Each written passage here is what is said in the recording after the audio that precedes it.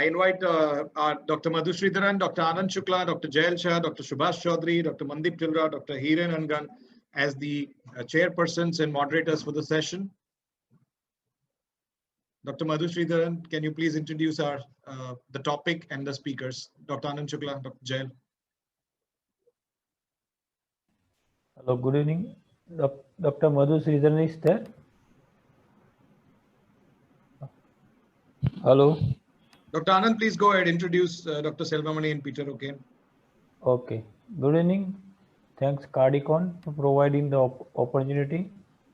Today's is 10th bout regarding the coronary imaging versus the physiology. Today's our speaker for this talk will be Dr. Selvamani from Madurai. He has done his MBBS DNB and DNB cardiac interventional cardiologist, and he is on his name the research paper streptokinase MI, primary PCI in tenecteplase, EPIC 7, all these things. He is awarded with just we have seen the awarded with the Chikitsa awards and all these things. He is going to speak on our today's case scenario, that is the 56 years old male with new onset of atypical angina, borderline trace test, TMT at 8 minutes without symptom. On angiography, reveals 60 to 70% stenosis is moderate by QC at LED ostium. 65% is large diagonal. The best strategy how we can choose. Dr. Selvamani will talk regarding the imaging IVUS as OCT, while Dr. Peter O'Kane from United Kingdom will give us the insight regarding how physiological we can assess. So anatomy versus physiology based the talk will be there. That is much more interesting. Now I invite Dr. Selvamani. Please start your talk. Good evening, sir.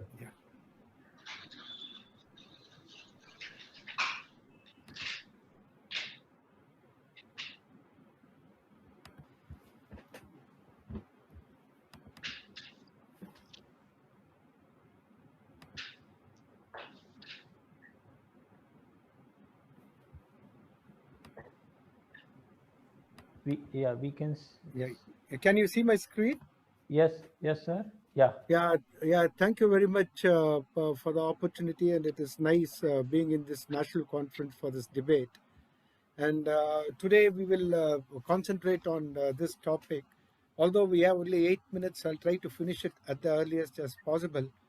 And well, coming to anatomy versus physiology, today we all know that guidelines recommend FFR guided approach, but there are definite limitations in this FFR in specific clinical settings.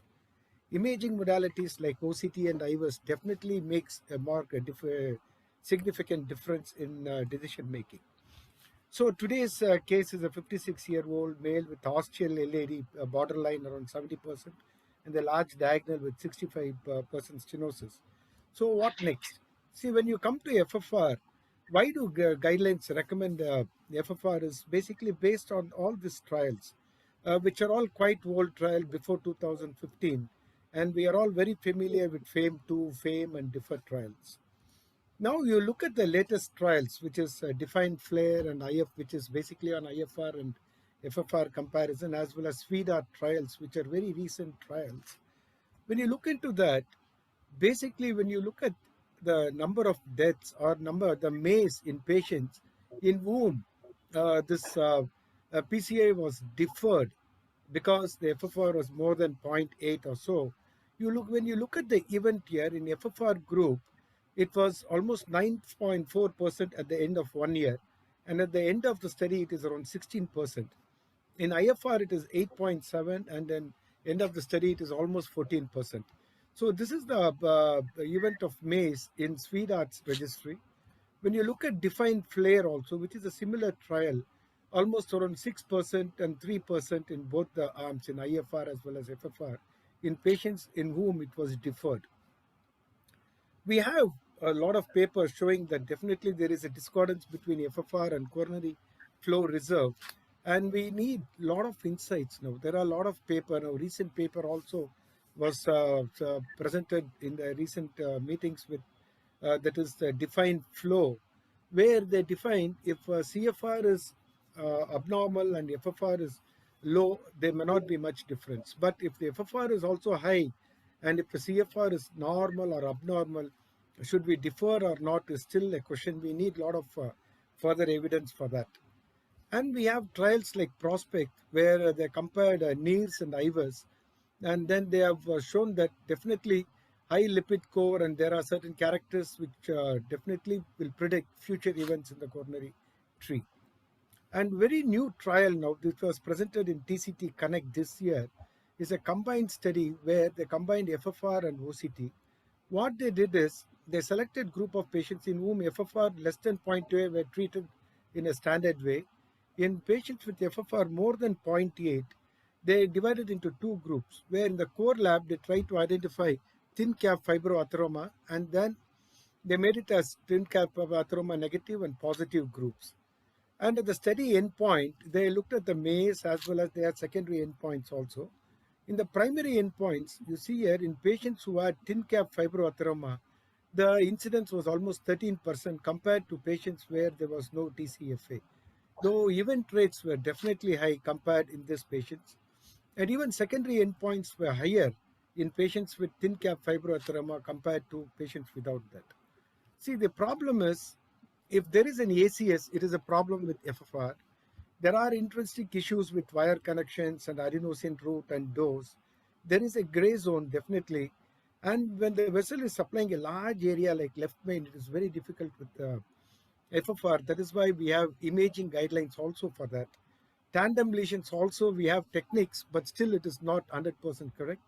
And when the vessel gives collaterals, it's very difficult. Severe LVH, IDP, IEDP in LV dysfunction, cardiogenic shock. And there is a discrepancy between hyperemia and resting indices, almost in 30% of cases. Now look at this case, who has a proximal LAD lesion, and then he has a lesion in the diagonal, like what we have here. So I will show you some 3 case of examples, and then we'll go for some more studies. And here this patient, we did FFR. FFR was negative. Both FFR and RFR was negative in the LAD. And then I did an imaging in this patient. So when we did an imaging, you see it, the lumen diameter in the proximal LAD is almost 3.72. And that is why probably his FFR is negative, and there were no other signs of acute event, no thrombus or no rupture. So this patient was just left on medical management for LAD, and I just treated the diagonal alone with OCT guidance with excellent result. And similar case here, again a patient with proximal LAD lesion here, and a significant large diagonal with some stenosis there. So what happened when I did a FFR in this patient, RFR was 0.89 in the LAD, and again 0.89 in the diagonal, and FFR is 0.83 in LAD and 0.82 in the diagonal. So the lesion is like this, and when you do an FFR here, so there is definitely a problem. There is a discrepancy between resting as well as FFR. So what should I do now? Should I just leave this patient, or should I treat there? So when I did an imaging here, so what I have seen here is, it is very clear. Because of lack of time, I'll go a little faster. You see here, the still images showed that the MLA, that the minimal lumen area was 1.78 in this area. In the proximal LAD, it is 1.97. So this is the proximal LAD, and the area there is 1.97. And then you have a lot of lipid load and plaque there, and there are certain area neovascularization is seen there, and there are macrophages which you see like this in the OCT. And then with all this finding, with very low lumen area and all these findings, I went ahead and stented with an excellent result there. And post-procedure RFR was 0.96. From 0.89 to it came up to 0.96. A similar case here with an inferior wall MI and a borderline LAD lesion. So FFR was tried here in this patient, and this is the FFR there. FFR is negative in LAD. And we had a lot of bradycardia and even asystoles. So we couldn't really proceed with FFR there. And although we thought probably it's an FFR is negative, what I did is, should I just defer it or do something else? So I did an imaging there. In the OCT, you see here in the OCT, the MLA is only 1.81, and we have areas of plaque disruption. There was a thin cap fibroatherectomy, microvasculature, cholesterol crystals, and a very narrow lumen. So with keeping this in mind, I went ahead and stented. Initially, to start with 1.81, we have achieved a lumen of almost 6 MSA after the stenting now. So what is the evidence for this? We have a trial called fforthe trial, where what they did is they divided into FFR guidance. They treated when FFR was less than 0.8, and OCT if area stenosis was more than 75 or area Time stenosis is was up. above 50. So this patient, when you compare, what happens is definitely in the OCT group, there was an excellent benefit at the end of 13 months. There was significant mortality benefit when compared to FFR and in the OCT. So keeping this in mind, we have so many other cases. Another case where we had a persistent FFR negative, but in spite of that, he had chest pain. So we have very low lumen area. So this patient was also stented. And when some vessel supplies collaterals like this, it is very difficult to assess unless you treat that. We have guidelines for lumen diameters, like which is significant when compared to FFR. We have another important study which is reports comparing IVUS and FFR, the flavor trial, where reports should come. And there is a study which was presented in 2018, the future study, which confirmed that there were increased deaths in the FFR group. So the study, Sir, if you can please conclude. Yeah, definitely. To conclude, what we can say is imaging definitely gives an extra points and extra findings, which will be very, very useful. And although guidelines recommend FFR, probably that may not be the very ideal way. Imaging is the way to go, and combined image and physiology might be complementary. I think we need some more larger studies for that. Thank you very much. Thank you, sir. I request Dr. Peter to kindly start with his presentation. Thank you very much for the invitation. Just sharing my screen now. So, can you guys all see that? You can see my slides? Yes, sir. Great. Thank you very much. Well, thanks very much for the invitation. It's very kind. Great to be here. So my side of the argument is to talk about physiological assessment. And as a Liverpool fan, I feel quite confident in this approach.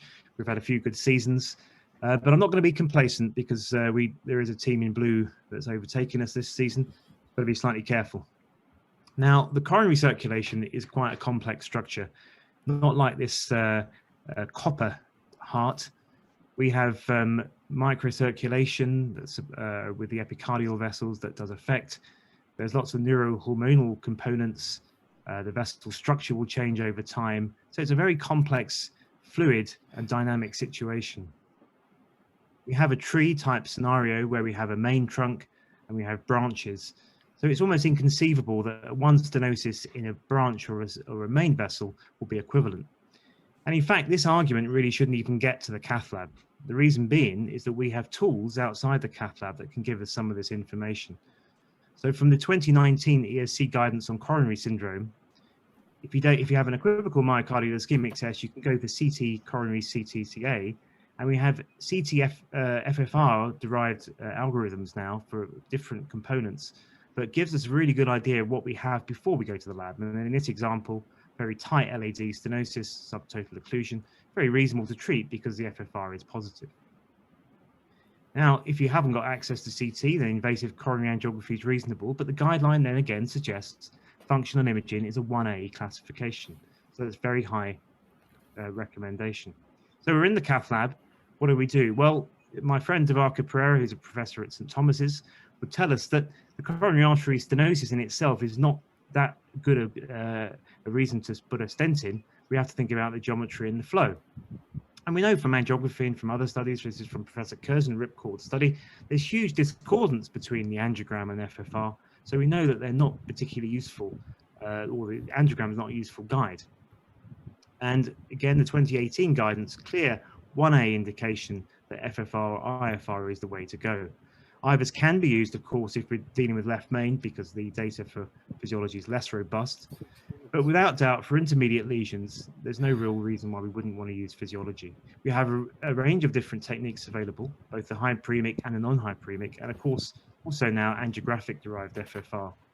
In our cath lab, we use the IFR, which is the instantaneous wave-free ratio, and it looks at diastole over the period of time in the PDPA ratio, the wave-free period.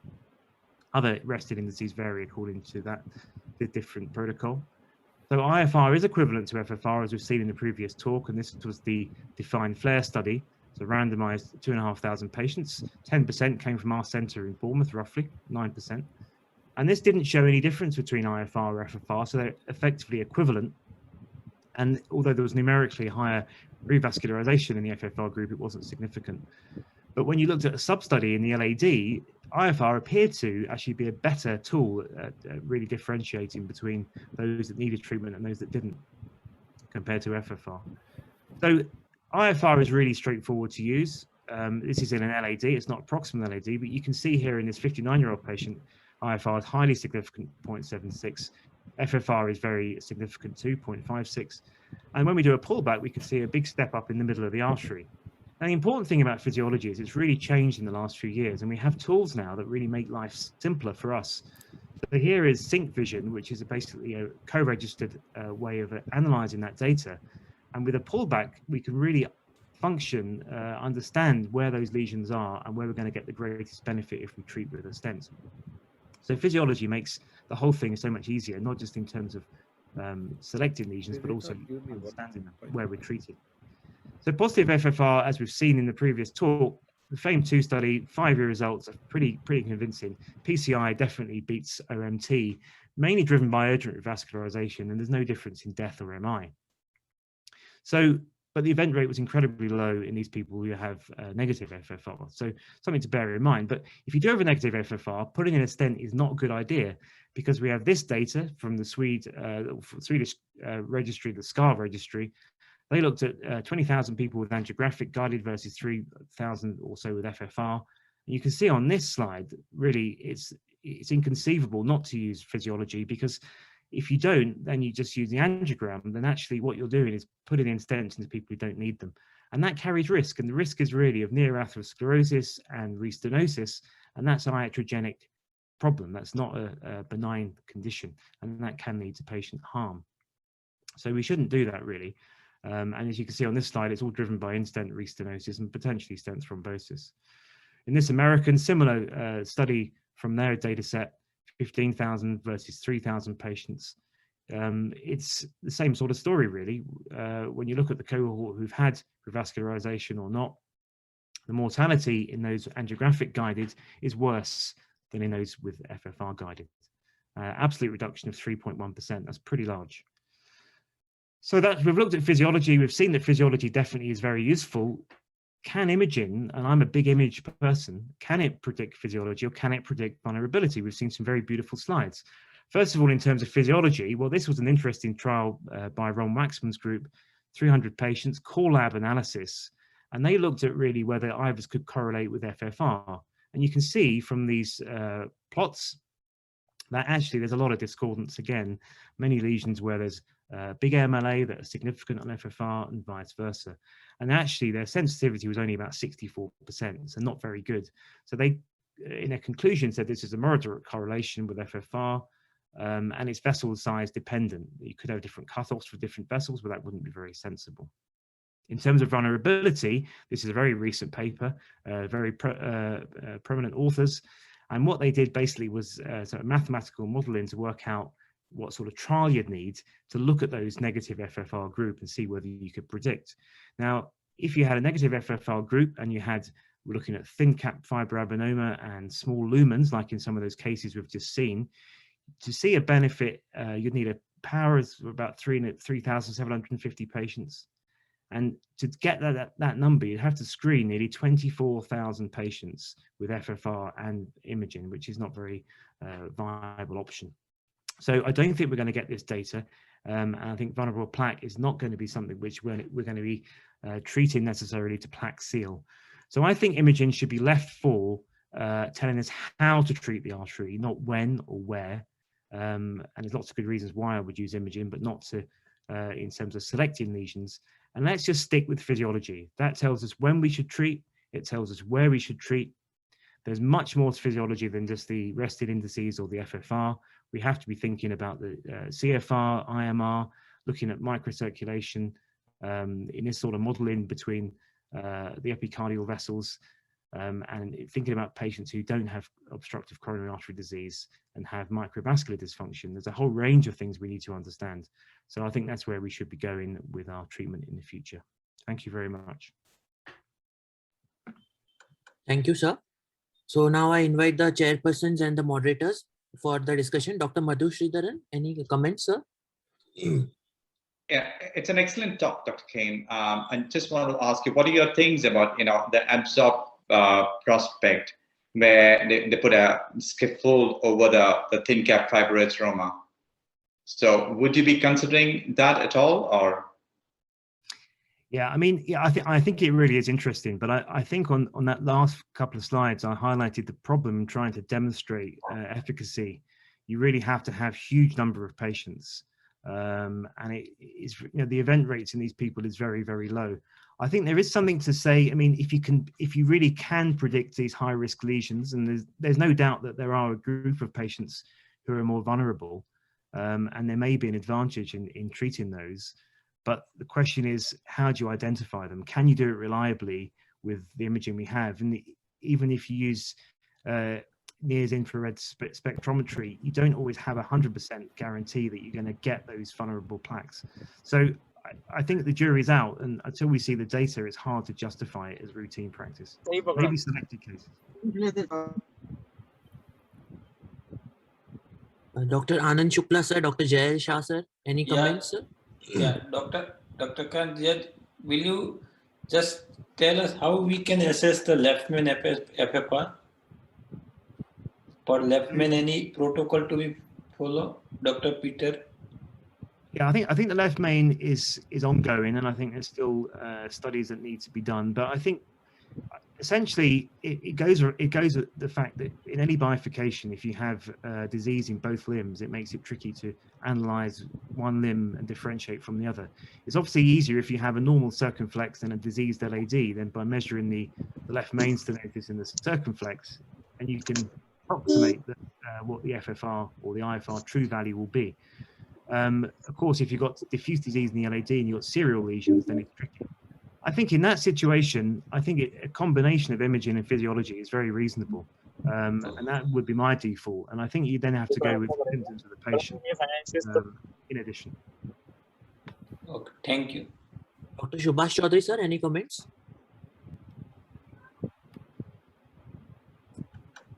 Yeah, hi, Dr. Peter, Dr. Kamal Sharma here. Fantastic talk. And both the speakers did a wonderful job, Dr. Selvamani as well.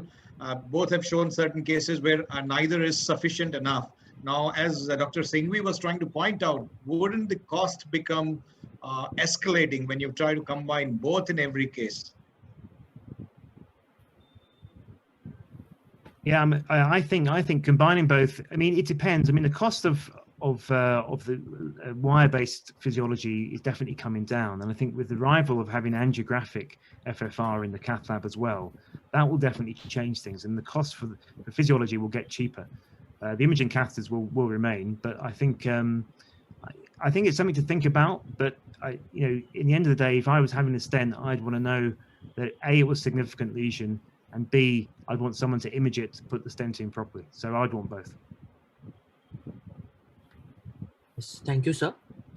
Dr. Subhash Chaudhary, sir, Dr. Mandip Tilara, sir, Dr. Hiren Angan, sir, any last comments or questions? Otherwise, we'll wrap up the session.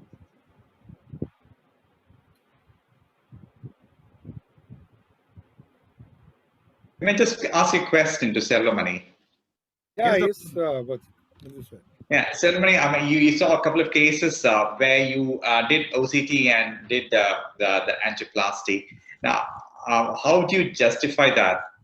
Essentially, it's apart from left main, you really should not be using imaging for justifying a PCI, isn't it? See, but that is what is the argument actually today. We all know that guidelines recommends FFR, and there is no doubt at all. But it is not 100% foolproof. Like when you look at the defined flare or the SWEDA trial, when you looked at the deferred cases, there was almost 10% or 8 to 9% of MACE at the end of 1 year. And at the end of the study, it was almost 16% MACE in patients in whom it was deferred.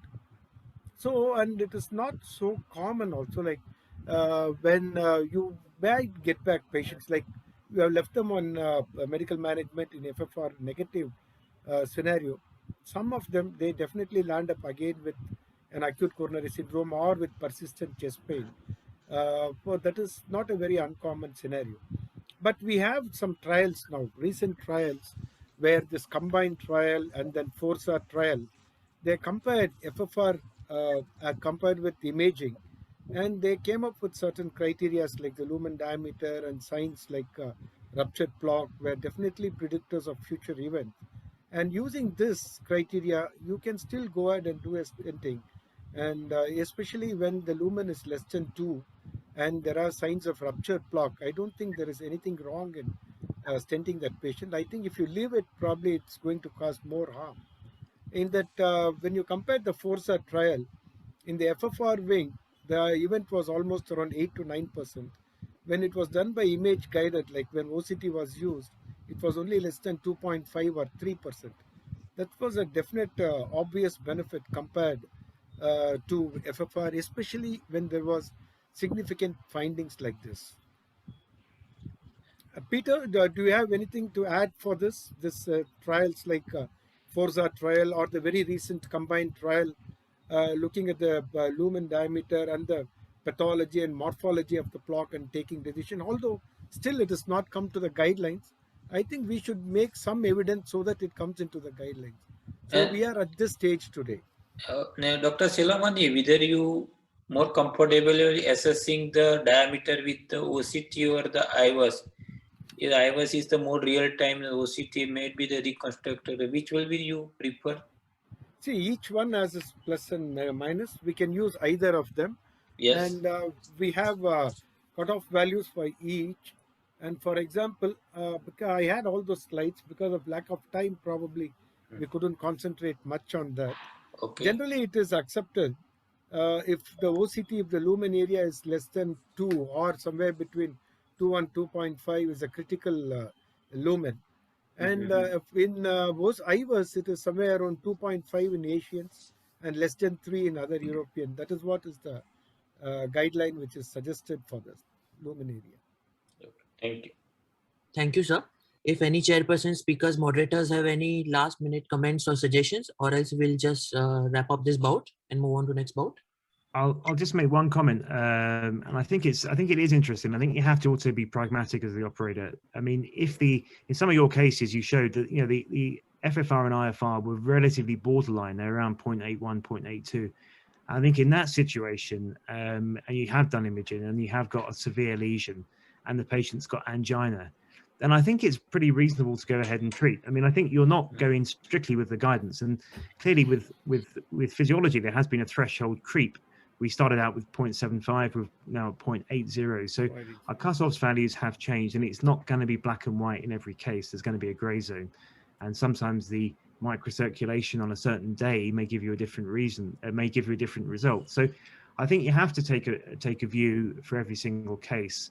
And I think it's an example here that we're in a world where we're constantly learning, and we have to keep going back and looking at the data, but also look at the practical aspects of what we do and make decisions. And sometimes that will mean we cross over slightly from where the data is pure. Yeah. So either of techniques have their own place in assessing the lesion, and the clinicians are the most important, because in ostial LAD 0.81, 82 FFR, we may not leave a patient having some symptoms, even though we consider moderate. The final, the clinician decisions regarding the treat or not treat is to aggregate all the evidence and conviction, whether his patient is going to benefit with not, that will also play important role. Thank you, sir. We had a nice, really interesting discussion and learning points on IVUS, OCT, and FFR. Now, due to short of time, we'll close this bout and then